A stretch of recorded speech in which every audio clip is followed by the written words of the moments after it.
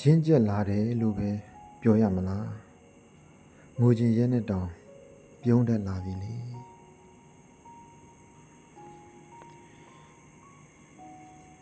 ရင့်ကျက်လာတယ်လို့ပဲပြောရမလားငိုချင်ရဲနဲ့တောင်ပြုံးတတ်လာတယ်ပုံမှန်ဆိုမျက်ရည်တအားလွယ်တာတခုခုဆိုမျက်ရည်ကျဖို့လောက်တည်တာ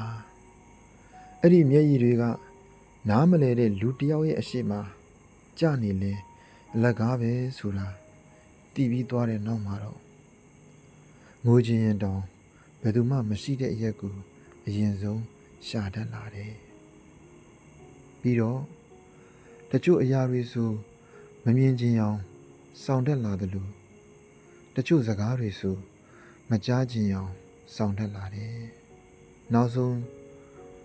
ငိုချင်ရက်နဲ့တောင်ပြုံးတက်လာခဲ့တဲ့အထိပေါ့အစင်မပြေဘူးလေဒါပေမဲ့နားမလဲတဲ့လူအရှိမအဲ့ဒီအကြောင်းတွေညီးပြလဲပူဆိုးသွားဖို့ပဲရှိတာပြီးတော့ဘယ်သူမှကိုယ့်ကိုနားလဲပေးတာမဟုတ်ဘူး